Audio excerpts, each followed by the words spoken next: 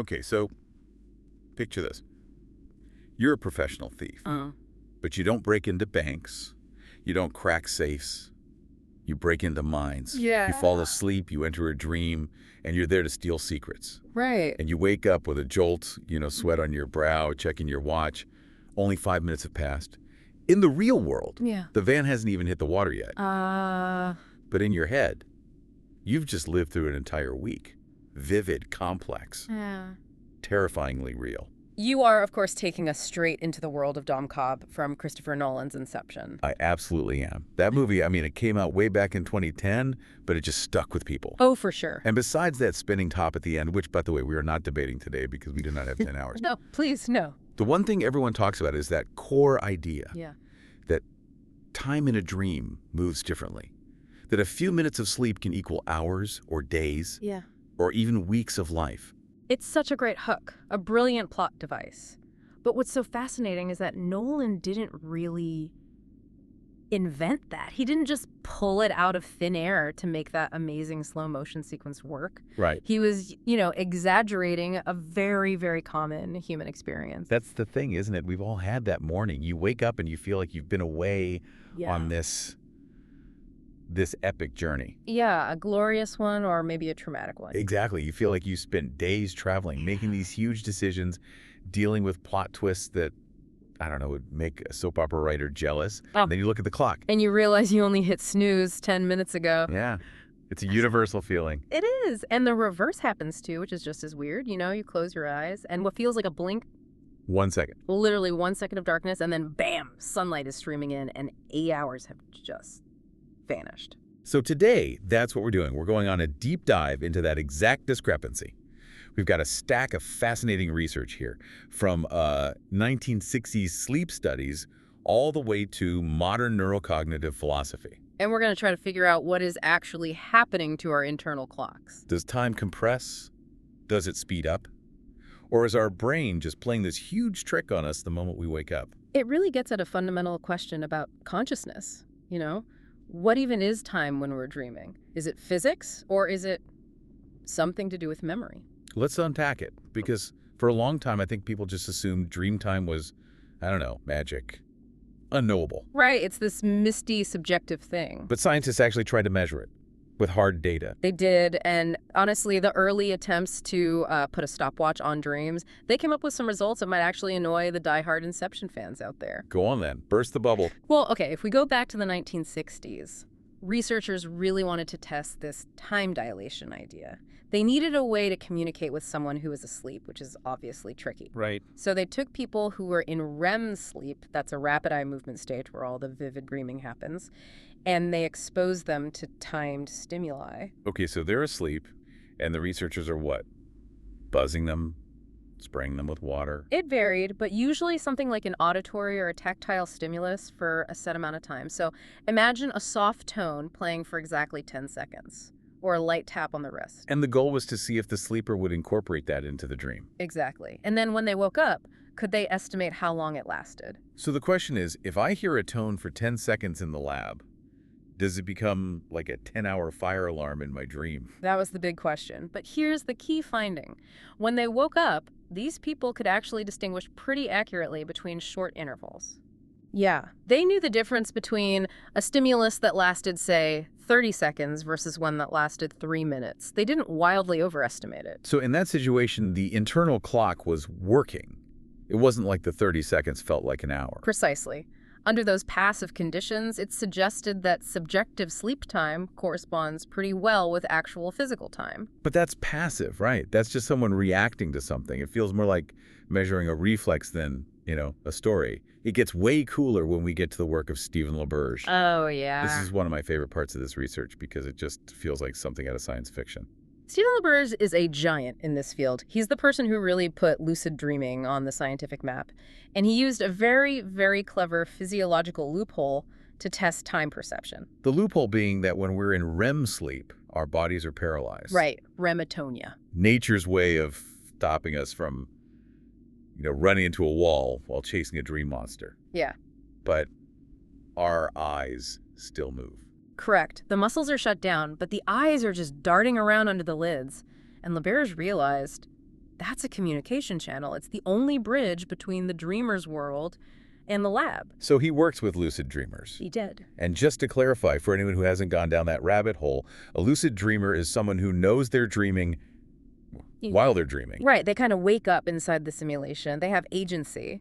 So LaBerge trained a lucid dreamer to communicate from inside the dream using a specific set of eye movements. Left, right, left, right. Okay, so they're in the dream, fully asleep, and they look left, right, left, right. That starts the clock in the lab. That starts the clock. Yeah. Then the dreamer would mentally count to 10. 1 Mississippi, 2 Mississippi, just like you would if you were awake. And then signal again to stop the timer. Signal again. That is just wild. It's like they're sending Morse code from the dream world, a submarine pinging the surface. That's a great way to put it. And because they had polysomnographic recordings hooked up, measuring brain waves, eye movements with total precision, they could measure the exact physical time between signal number 1 and signal number 2. And the result. Did 10 seconds in the dream take, I don't know, a minute in the real world? Or just a split second? Neither. The result was that the 10 seconds counted out inside the dream lasted virtually the same as 10 seconds in the waking world. Wow. It was almost a 1-to-1 ratio. So wait a minute, that basically debunks Inception, doesn't it? If 10 seconds is 10 seconds, then dream time isn't elastic, it's just, well, time. Well, in that specific controlled case, Yes. it showed the internal clock was functioning normally. If you were actively trying to count time, your brain can keep a beat. So the mechanism isn't broken during sleep? Exactly. And there has to be a but here. If that's true, why do I have these crystal clear memories of dreams that lasted for days? Exactly. That is the conflict. If the person in the lab coat says, it was only 10 seconds, but I know I just lived through a 3-day medieval quest. Who's right? Why is there this massive gap between the lab and the lived experience? And this is where we hit the paradox of what we call constructed time. This is where we have to stop looking at time as something we measure, like with a stopwatch. And start looking at it as something our brain creates. Precisely. We're moving from the stopwatch to the architecture of the mind. Okay. We're looking at a neurocognitive perspective, specifically from a researcher named Jason W. Brown. He proposed something called the microgenetic model. Microgenetic. That sounds dense. Let's break that down into plain English. That sounds like a textbook chapter I would definitely skip. It sounds complicated, but the core idea is actually pretty intuitive. Brown says that all conscious experience, awake or asleep, it emerges as a process. It's not just one thing happening, it's multiple mental states firing at the same time. So not a straight line. No, not at all. Think of it like layers in Photoshop. In a dream, these activations are like superimposed layers. You've got an emotional layer, let's say anxiety, Yay. a sensory layer like the smell of smoke, a narrative layer, I need to find the exit. All these fragments are firing at once, but they don't have a common timeline holding them together like we do when we're awake. So in the real world, if I walk to the kitchen, make coffee, drink it, there's a linear sequence. Physics enforces it. But in a dream, those layers, the coffee smell, the feeling of walking, the taste, they're all just kind of smashed together. Smashed together is a pretty good way to put it. They're all intertwined. And Brown argues that the sensation of duration, that feeling that time is passing, it arises from that intertwining. So the time isn't really passing. We're just feeling the friction of all these layers rubbing together. In a sense, yes. The brain is an incredible storytelling machine. It hates chaos. So when it reactivates all these disconnected memories and feelings during sleep, the mind has to generate a feeling of continuity. It creates a story to link them up. And that story relies on its own internal logic, not how many minutes actually passed in the real world. Exactly. Internal coherence, not the clock on the wall. That makes so much sense. So if my brain fires off a memory of my childhood home, a feeling of anxiety, and an image of a plane crash, my mind stitches it into a story. I was at my childhood home when the plane crashed. Right. And the time it takes to tell that story is created by the story itself, not by a clock. Exactly. Your mind just fills in the gaps. If the story needs a long journey to make sense of the emotions you're feeling, your brain just inserts the feeling of a long journey. It backdates the timestamp. That's a great way to put it. It inserts the metadata of a long time ago without actually playing out every single minute. It's a retrospective trick. You wake up with the memory of a long time, but you didn't actually experience the duration moment by moment. And this isn't just a dream thing, is it? This mechanism must show up in waking life too. Oh, absolutely. This is just how the brain works, period. I mean, we've all sat through that one meeting that's technically 5 minutes, but it feels like tectonic plates have shifted by the time it's over. Right. Boredom expands time. But think about the return trip effect. You know how driving to a new place for vacation feels like it takes forever? But the drive home feels incredibly fast. Every single time. And you didn't drive faster on the way back. It's because on the way there, your brain is processing new information, building the map. On the way back, it just recognizes the pattern, so it compresses the experience. Or like a flow state. You spend an afternoon painting or coding, and 4 hours just evaporate. Exactly. So psychological time is never a fixed thing. It's elastic by nature. Dreams are just the most extreme case of this. Because there are no external checks. No guardrails. Yeah. No sunlight moving across the floor. No hunger pangs. No clock ticking to correct our internal construction. So the brain just goes fully elastic. That is a huge aha moment for me. Yeah. We think of time as this rigid ruler, but our experience of it is more like a rubber band. And that rubber band stretches depending on what the dream actually contains. Which brings us to the ingredients of elastic time. When researchers look at huge databases of dreams, we're talking thousands of reports, they find a pattern. And I'm guessing it has nothing to do with how long you were actually asleep. Not at all. You can have a long dream and a 10-minute nap. It's about density, specifically multisensory richness and emotional intensity. Multisensory richness. Yeah. So seeing, hearing, touching, smelling, Yes. all of it. The more senses that are involved and the more intense the emotions are, the more coherent and long the perceived time feels. If a dream is incredibly vivid, you can feel the wind, smell the rain, and you're terrified. That episode feels way more lasting. Even if physiologically that REM cycle was super brief. Even if it was just seconds long. That explains why nightmares feel like they go on forever. The emotional intensity is dialed up to 11. Precisely. The fear creates a very high level of density, cognitive load. And here's a crucial distinction. What we remember as duration might just be the imprint of an intensely condensed cognitive process. Whoa. Say that again. We mistake intensity for length. Yes. When we wake up, we're not experiencing the dream in real time anymore. We're accessing the memory file. A dense, heavy, emotionally charged memory just feels big. So we assume it must have taken a long time to happen. But in reality, it was just a very thick layer of information processed in a flash. It's like downloading a huge file. It takes up a lot of space on your hard drive, so you assume it took a long time to create. But the brain might have just unzipped it all at once. That is a fantastic analogy. The brain unzips the file, and suddenly you have a week of memories. You didn't live the week. You just downloaded the memory of the week. That is mind-bending, but it explains so much. And we know it's malleable because of intention. In lucid dreaming studies, if you go into a dream intending to slow it down or speed it up, you often can. Which proves it's a construct. If you can control it, it's not a law of physics. It's a setting on the dashboard. Exactly. And this leads us to the philosophical angle, which I think really ties all this together. We should talk about Jennifer Wynne. Yes, the philosopher. She has this concept I find really compelling. She calls dreams immersive mental simulations. It sounds very Matrix, I know, but it's really grounded in cognitive science. She says dreams sit halfway between perception and imagination. How so? Because usually we think of those as, opposites. I perceive the cup on my desk.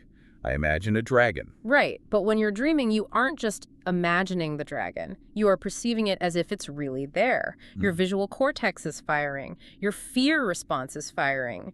It is a simulation. A simulation without a system clock. Exactly. They are experienced as real, but they aren't anchored to the temporal mechanisms of wakefulness. And that is the source of the elasticity. Dream time is totally convincing while it's happening. Right. But it just falls apart the moment you try to measure it with waking logic. It's like trying to measure the length of a road in a video game with a physical tape measure. You're using the wrong tool for the environment. That's it. And Wynn's point is that we shouldn't even try to force dream time to fit waking time. The discrepancy isn't a glitch, it's a feature. It lets the brain process massive amounts of emotional data without needing the physical time to do it. So, going back to Inception, when Dom Cobb wakes up and feels like he's been gone for a week, he's not wrong. Subjectively, he's absolutely right. His brain created a simulation that had the density and the coherence of a week. The fact that the clock on the wall says 5 minutes is It's almost irrelevant to his experience. He carries the weight of that week. This really changes how I think about my own dreams. I always wake up and think, whoa, that was weird. How did all that happen so fast? But you're saying it didn't happen fast, it happened deeply. Deeply is the right word. I think if we summarize everything from the time stimuli studies showing the brain can count to the microgenetic models showing us how the brain builds stories, we're left with a much clearer picture. We have clocks and calendars, but the nature of time perception itself is just fluid. It seems like the final verdict here is that we have to stop judging dream time by waking standards. Yes. The research really emphasizes this. Dream time is not a flawed version of waking time. It's not a broken clock. It is a distinct mode of consciousness. With a different set of rules. Totally different rules. Rules of emotion, narrative, and sensory density, not ticks and talks. It's almost liberating to think of it that way, that we get to exist in two different time zones, the one on our wrist and the one in our heads. And neither one is necessarily more real than the other to the person experiencing it. The experience is the reality. So what does this all mean for you listening? The next time you wake up from one of those vivid dreams where you lived a whole other life, what's the takeaway? It means you probably shouldn't ask how long the dream lasted. It's the wrong question. It's the wrong metric. Instead, look at the depth. Look at the emotional weight. Ask yourself what that week of dream time taught you, or how it made you feel, not how to map it to the 5 minutes on your alarm clock. Exactly. The brain gave you a week of experience for the price of 5 minutes. That's a pretty good bargain. I want to leave you with one last thought to chew on today. We spend about a third of our lives asleep. And conventional wisdom says that's downtime, right? It's just maintenance mode.